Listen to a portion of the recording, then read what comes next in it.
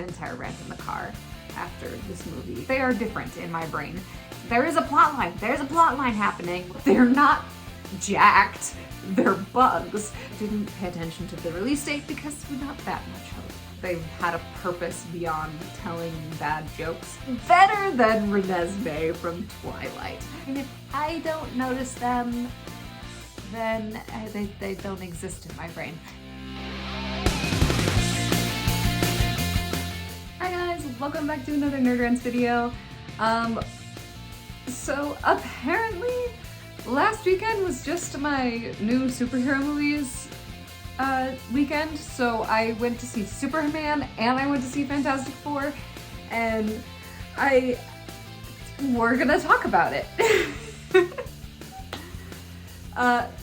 Inevitably, yes, I will be comparing them at the end of this video, but we will save that for the end. For now, we'll start with Superman, because I watched that one first.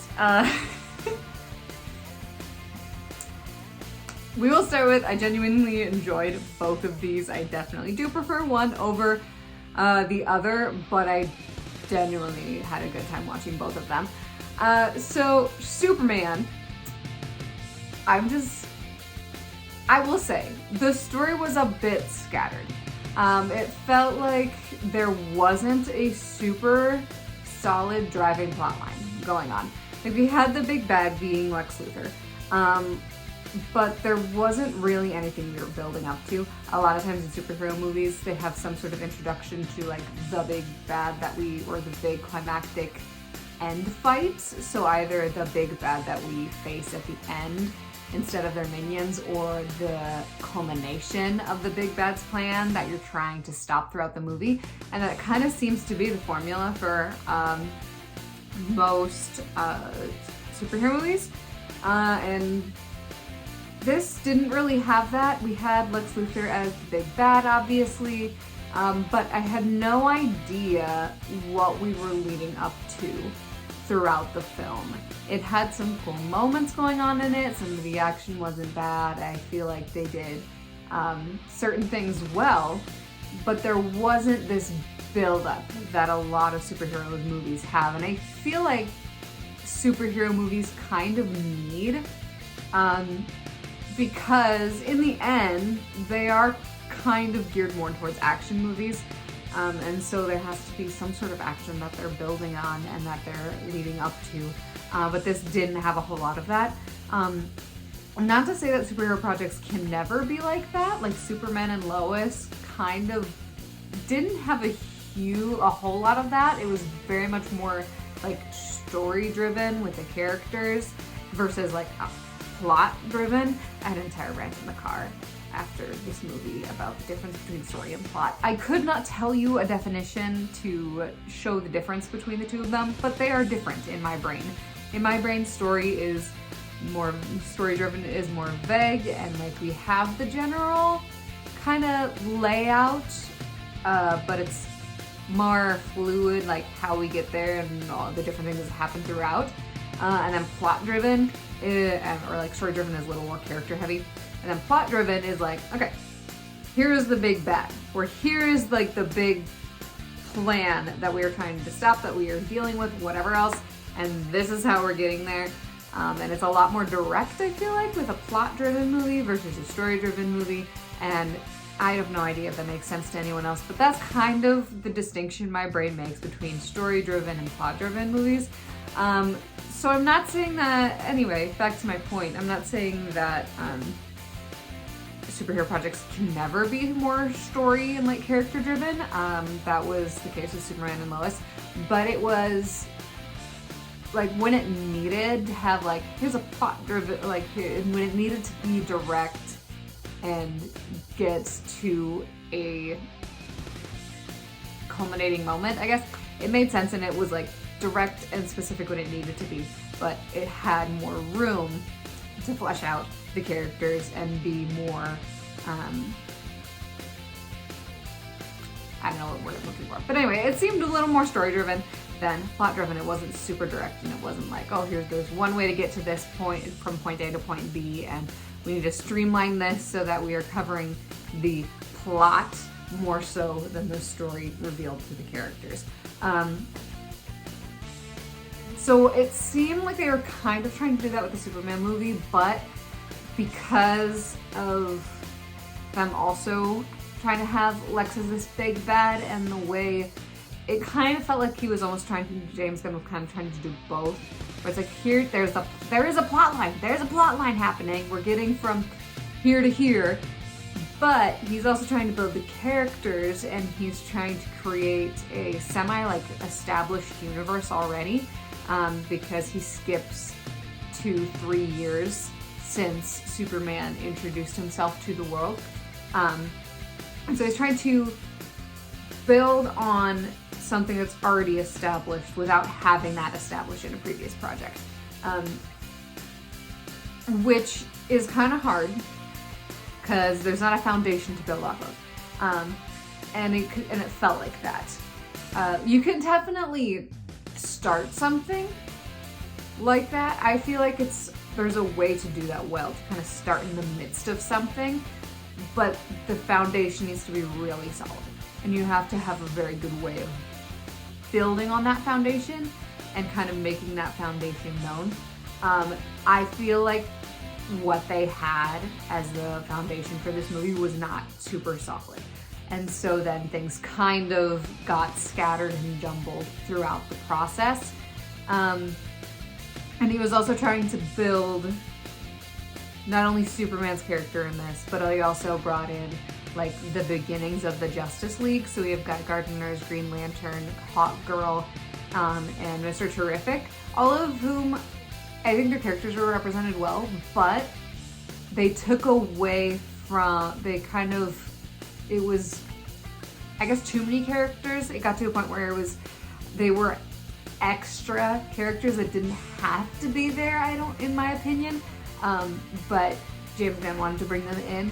So then it was just a lot of characters to upkeep. And because of that, we lost some of like the plot and that foundation and that plot for the movie and the direction for the movie. So then it felt kind of jumbled. So yeah, that is the biggest issue with the movie, is the plot gets kind of lost in all of the story building that he's trying to do, and that doesn't work super well with a superhero movie. Other than that, besides that kind of important issue, keep in mind, I still enjoyed this movie, but not for the plot line that was happening. The things I really enjoyed was one, the like orchestration and soundtrack. I really enjoyed that. I got into my car afterwards and was kind of like giddy happy from the soundtrack and was listening to it for the next couple days, because it was very well done. Like, I really enjoyed the soundtrack for it. It was good. What is it? David Fleming, I believe. David Fleming and something Murphy. I'm blanking on the other guy's first name. But they did the soundtrack for it, and I think they did a very good job. It was good. But the other thing that we probably have a little more of a rant about is I enjoyed the character work that they did. The story was a bit scattered, but I think the characters that they introduce and build on are solid. They just tried to put too many in there, and so then it was more focused on building all of the characters that he introduced, and then that's how we lost the plot. But the characters were built well, and I think they did the character work well. Like, I personally enjoy the representation of Superman. It's Superman and Lois is coded, like that representation of Superman, and I prefer that representation of Superman to like Man of Steel. And so having a Superman that's a little more towards that vibe of Superman, I enjoyed that. It's like there are people saying, oh, he looks weak. And I'm just like, guys, one, if we're talking just like physically, he's not as muscular. Of course not. Super strength doesn't mean you're buff. In my opinion, at least. He's an alien. He just can lift more. Like an ant. An ant can lift like 10 times its body weight, but they're not jacked. They're bugs. So in my opinion, him not being jacked is not the end of the world. I enjoyed the costuming. It was good, and his appearance was like totally fine, and he looked great as Clark Kent too. I will be one of those people where it's like we did not get enough Clark Kent, which I also credit, that's not the right word I'm looking for, but I blame on the fact that there were too many other characters he was trying to build. In my opinion, the Justice Gang, but they didn't need to exist. Mr. Terrific ended up playing a fairly crucial role in the plot, but the Justice Gang in itself didn't necessarily have to exist within the story. They do have a fun scene where we have Superman comes back because he lost Crypto, which again, I don't know if Crypto had to be in the movie either.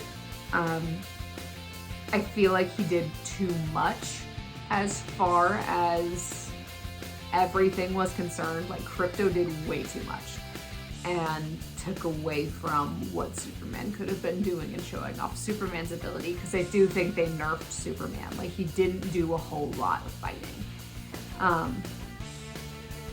And instead we had the Justice Gang and Crypto doing the fighting. And so I think the Justice Gang and Crypto didn't need to exist in this. They did Crypto fairly well, so I wouldn't have been opposed to them bringing him in at some point, but this was Superman's movie. This was the starting movie of the new DC universe, and so I feel like they just tried to do too much in the film, especially not like amount of characters wise. But yeah, Crypto didn't need to exist. I lost my train of thought. This is awful.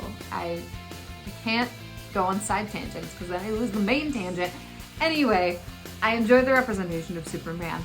He did get very nerfed, which was unfortunate, and all of that. But anyway, the scene, I was talking about the scene. Anyway, Superman's looking for Crypto because Lex Luthor takes him. I also think they rushed the beginning a little bit. But we'll get into that in a minute. Anyway, he takes Crypto, so then Superman's looking for him. Fails, comes to Lois's apartment. I believe it's Lois's apartment. It might be his. I don't know. It doesn't look like Lois's apartment, but also, yeah, no, it's definitely not Lois's apartment. I think it's his. Anyway, Lois is there. They have a whole, conversation. Meanwhile, while they're talking and having this whole thing, in the background, we have the Justice Gang fighting an interdimensional imp, as Clark calls it.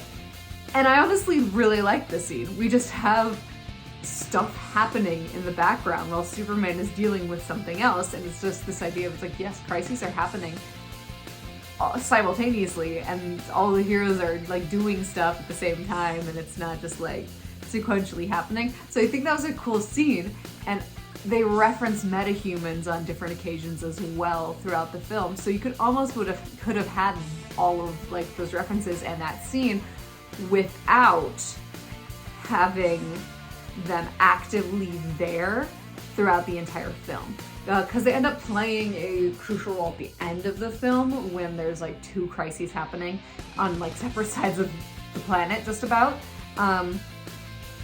And I feel like we could have had a lot of implied information about him knowing the Justice Gang. We could have name dropped them. We could have done this, that, and the other thing and had more background presence for them.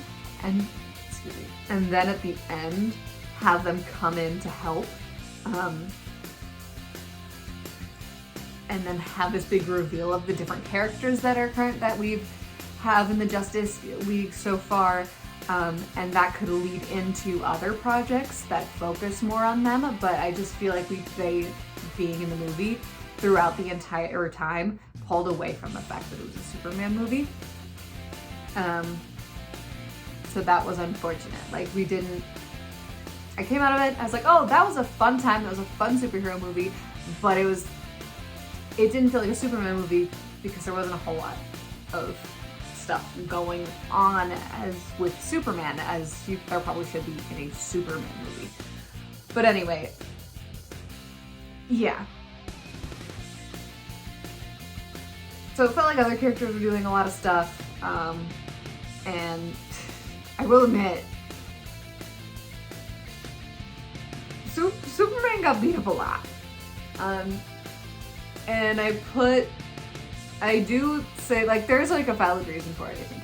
Because he's fighting a clone, spoilers, a clone of himself who is controlled by Lex Luthor, who has studied him for the last 3 years and learned like every move he does, and so has the perfect counters for him. So I think that makes sense, but he fights him like 3 or 4 different times, and it's not till the very end that he figures out how to stop him.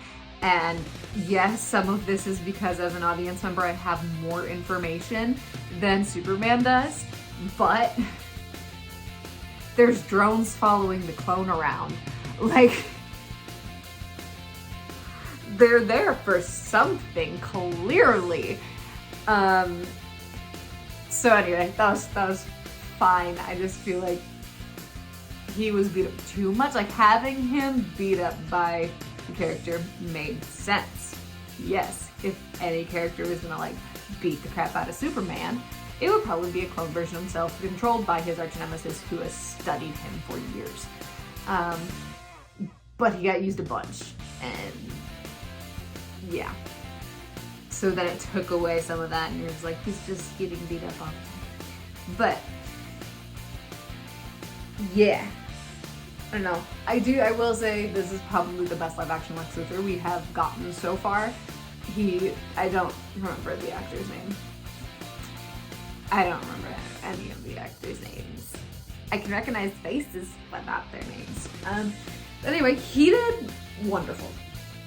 He's a wonderful Lex Luthor. I really liked his portrayal of the character, and he did actually so good.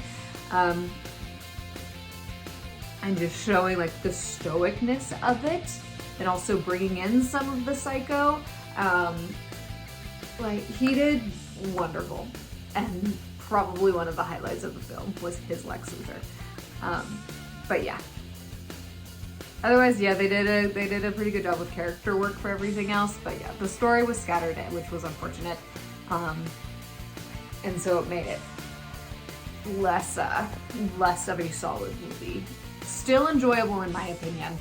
I did enjoy the experience, but yeah. The other one is Fantastic Four. Okay, so we've in case it hasn't been very obvious, me and my brother Reese have kind of given up hope on Marvel at this point.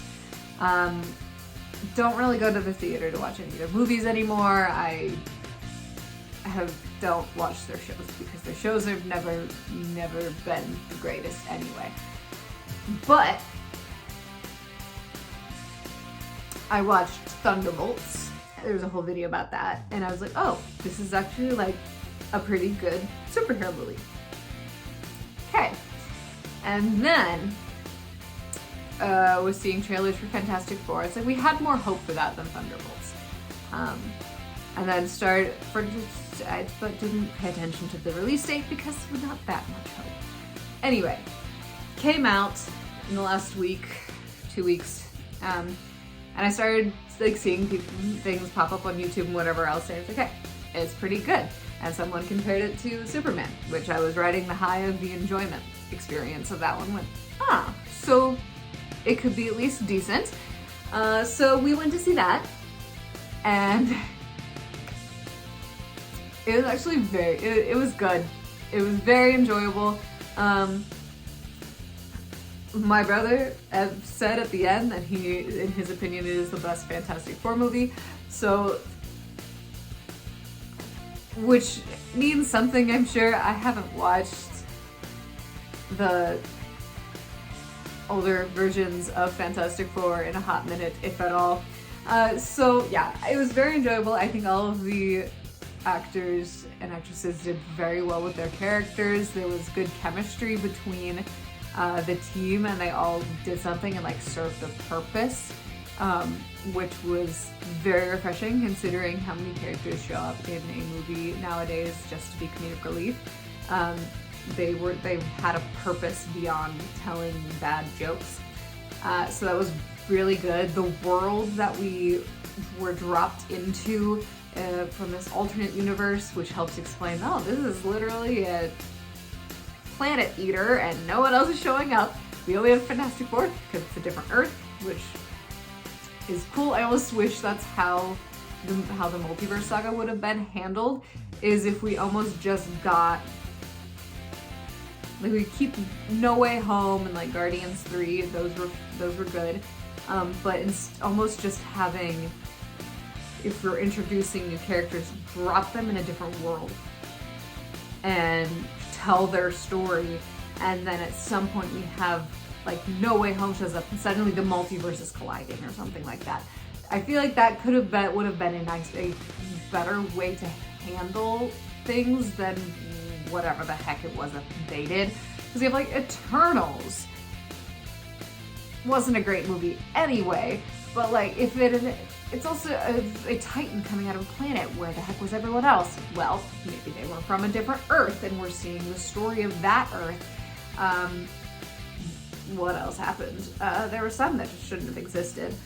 But taking these new characters that we were introducing, and instead of trying to explain where they've been this entire time and why there's no one showing up for these like planet-threatening events, have it be happening on the different Earths, and then eventually have a collision event where some of them some or all of them end up crossing universes and whatever else, or coming together to fight a bigger evil. That could have been a smoother, less messy way of introducing different characters, especially with some of the power caliber that they were trying to introduce as well. It would not have fixed their writing by any means, obviously, but I feel like technique-wise, it would have been less messy. I don't know. But anyway, so I enjoyed the way they did that. So this world they drop us into is like kind of a retro sci-fi, so it's like advanced technology, but it's all in the retro style, and it's so cool. I love the world we're dropped into. So it's like New York, but instead of just giant LED screen, it's like one of those old box TV screens. It's so good. It's so good. I love it. But yeah, it was such a fun movie to watch, and it seemed very cohesive as far as chemistry between characters and the way things were portrayed, according to my brother Reese. I'm not a comic book person, sorry guys. But it's very comic accurate for the characters and the way they appear, the way some of their stories play out, like Silver Surfer. And it was very enjoyable. And for the most part, it was a very pretty movie to look at. There wasn't a whole lot of CGI things that were gross. They did have a CGI baby in the last about half of the movie. He was fine for the most part, but when he had to do like big movements, it was a little gross looking. But better than Renesmee from Twilight. Anything is better than Renesmee from Twilight. Ugh.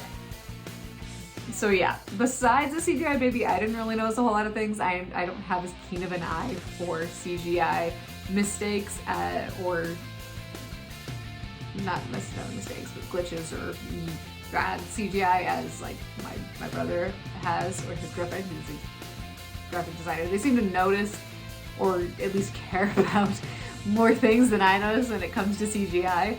So I just sort of, for the most part, I just sort of like trust them on those things. But there are times that doesn't mean I'm incapable of noticing those things. So, yeah, things like an entire baby who has to do things that aren't like normal for a baby, and so they're moving in ways that a baby can't. But it also just doesn't look natural. It's just, it was fine. It was fine. We could get past it because everything surrounding it was good, and animated, and CGIing a human being, I'm sure, is harder than CGIing like a still landscape or something. So I grant them some lenience on that. but also we were joking, like, just drop them in a daycare or nursery setting for a couple hours. Let them watch infants move. That would help with the times where it's like, oh yes, baby, this is just how they naturally move. Or you know, we could use a normal baby as much as we can, a real baby, and then eventually we get to that point. I think it was a real baby when Franklin was first born, and then when he started getting like a couple of months old, and you know, he has to start like doing things that baby can't just like naturally do, like baby acting. Then it was CGI for when he reached that point in his life. But also I'm like, real baby? And then, because there wasn't a whole lot they would have really needed a CGI baby for, except like the final scene with like his power reveal. That was really the main part where CGI is necessary. It looked the worst because he was moving a lot, but I feel like that's the main area where they needed to have CGI babies. So they could have had a real baby. You're gonna get a midwife lady to help with the birthing scene, to help like you portray the birthing scene. You could just have a real baby. Like, come on. But it's fine. It's fine. This is a little bit of a nitpick. Yeah, it was very enjoyable. I had a lot of fun watching it. I think the plot and storyline, whatever else, was definitely more solid. And this is also a movie where we're starting in a different world with new characters to the MCU at least. And we're starting it in the middle of their superhero career. So it's 4 years versus 3 years from that we had in Superman. But they had a strong foundation, and they found a good way to kind of recap what's happened, as opposed to in Superman we get like text blocks across the opening scene green, and then he falls out of the sky. So in this one we kind of get more of like a recap, because they're celebrating 4 years of the Fantastic Four being around, and let's like recap what's happened since they became Fantastic Four. So I feel like they had a smoother way of introducing what's happened in the time since they became heroes to now. And it just worked a little bit. It worked a little bit nicer. So yeah, it flowed more smoothly as a movie. But yeah, character work was also very good in this one. I think character work wise, like building the characters themselves, the movies both did pretty well with that, especially in Superman. We did pretty, not especially in Superman, but like with specific characters in Superman. So yeah, they both did pretty well on character work. CGI was probably better in Fantastic Four. Apparently there's a whole lot of glitches in CGI glitches in Superman. I did not catch all of them. Like I said, I don't have the keenest eye for that. I think it was some of the Green Lantern powers were janky, and obviously modes with Superman flying around and fighting, because they're flying around and fighting. But those were kind of the main things I noticed. There's probably more little things that I didn't notice, but it's fine if I don't notice them. Then they don't exist in my brain. So CGI, so character work, I think they both get a point for that. CGI definitely goes to Fantastic Four, and story, like, well, sort of like plot / storytelling of it goes to Fantastic Four, I think, because it was smoother and it wasn't as scattered compared to what Superman had going. Themes are kind of similar. They're both very based around family, which that's something that I didn't mention when I was talking about Superman specifically, was they changed kind of the portrayal of his parents that we get in the other Superman content. I haven't watched all of the Superman content, so I have limited perspective on this. But I feel like every time I watch Superman content, his parents are portrayed as more heroic, and they sent him there to be a hero, and that's the portrayal we get in most things from Superman. In this one, they are like, they are straight up saying that his parents suck and they sent him to Earth to become its god and lord over them and have babies. And that's what they're saying that his parents are like, and it's Lex Luthor revealing this part of like his parents' message to him. So I sit there going, so it's probably faked throughout the entire movie. And he's stupid rich and he has people on his payroll and he could get people to say this was what it said, or he has the engineer who got the message out of the computer and fixed it. Maybe she tampered with it and made it say something else. And we don't get any kind of reveal like that in the entire movie, so it's leaving you with the implication that that's what his parents were intending when they sent him to Earth, because he only heard half of that message and he was raised by people, Earthlings. He became a hero, which I appreciate it being different, but I also don't know how I feel about that entirely. But yeah, so then the theme is him having a bit of an identity crisis, and discovering his own identity outside of his parents' message and why he wants to be a hero outside of what he thought his parents were telling him, and finding identity in who he is and who his Earth parents taught him to be. And so ending the movie with him kind of disowning his birth parents and claiming his Earth parents as his true family. And then in Fantastic Four, they have their family. That is their team, is their family. And Galactus wants their baby. So how much do we go through this? And we have Sue making this wonderful line of, "I will not sacrifice my child for this planet, but neither will I sacrifice this planet for my child." And having the wonderful line. It was a banger of a line in my opinion.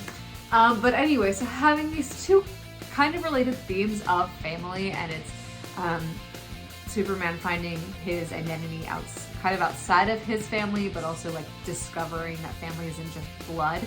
And then in Fantastic Four, the strength of their family and their teamwork and what family truly means, again, kind of outside of blood, because they have a Ben on their team and he's not related by blood. And then she kind of ropes the people of the world into their family because they will risk everything for each other and they've been through things, and it's like they will work together as a family. And so similar themes, because as both are in regards to like family and related and kind of finding family outside of your blood. But yeah, Superman's a little more disjointed because it's brought up in the beginning, and then we have some kind of more random things happening, and then we finish it and it rounds it out with the whole my real family is my Earth family. But the theme of like the problem of his birth parents' message gets kind of lost along the journey, so it's not quite as satisfying as of a conclusion to it. Whereas in Fantastic Four, that theme is carried so heavily throughout the entire film, and they go out of their way to like talk about it and say the theme, not in an annoying way, but like just this constant reminder, because it is so important to them as a team and to them as a movie. and everyone needs to be constantly reminded of this because they are on the brink of total planetary destruction. So, I think I probably could give them both a point for themes. Fantastic Four just executed it a bit better. So yeah, in case it wasn't clear, I definitely think Fantastic Four is the better movie. And it's definitely ranked higher than Superman by a good rank, two or three ranks, honestly. Like Superman, I think would call a solid like 6.5 for the enjoyment level and the character work. And this is out of 10, on a scale of 10, in case that wasn't clear. And then Fantastic Four is closer to like between a 7.5 and a 9, somewhere in there. Just because there are similar things between it and Superman, but Fantastic Four does it better, and then their story is more solid. So yeah, I enjoy both of them. I think Fantastic Four was a better movie overall. Superman had potential, but it wasn't executed super well, and so therefore it lost some of its story and some of its plot because James Gunn tried to do too much, like too many characters, and so then it jumbled up the plot and we lost some of that. But I don't know, those are my thoughts on Superman and Fantastic Four First Steps. I honestly, came out of the theater for both of them, having enjoyed them. Like I said, Fantastic Four definitely did execution of their film a lot better, just in the progression of the story and things like that. So it comes out on top in the end for those things. But yeah, I enjoy both of them. I am kind of excited to see what else happens with James Gunn's Lex Luthor. Honestly, more so than anything else. I did get to like the end of the final battle, basically, into like the last 5 minutes of the film, and was sitting there going, I want James Gunn to do a live action Black Canary and like do her justice, because Black Canary is probably my favorite DC hero. And we have some wonderful animated versions of her, like the Young Justice version of Black Canary, great. She also gets overlooked in some things. But anyway, I appreciate, I like all of the, I'm stammering. I enjoy the animated portrayals of her character that I've seen, at least. She does show up in Arrow, which makes sense because Green Arrow, Black Canary are like a thing consistently in most mediums. They do her character a little bit differently, and I'm not the biggest fan of how they handle her character in Arrow, partially because they negate the ability for metahumans and out of the get-go with the Arrowverse, and then they have to find ways to bring them in, like with the particle accelerator explosion and things like that, or different worlds, and that's how they bring metahumans into the universe. So they're kind of shooting themselves in the foot with that, in my opinion. So then they bring in Black Canary in this, and she is not meta, so then they have to give her tech and whatever else, and that's how she gets her power, but it's not, and it maddened me a bit. And then they brought in another, they kill off their original version of her, both the original versions of her, because there's like 3 different Black Canaries in the series also. I didn't like any of them, really. They kill off Sarah, then they bring back Sarah, then they kill off Laurel, and Sarah doesn't really become Black Canary anymore. She ditches the tech that gives her her canary cry and then goes off on a time ship.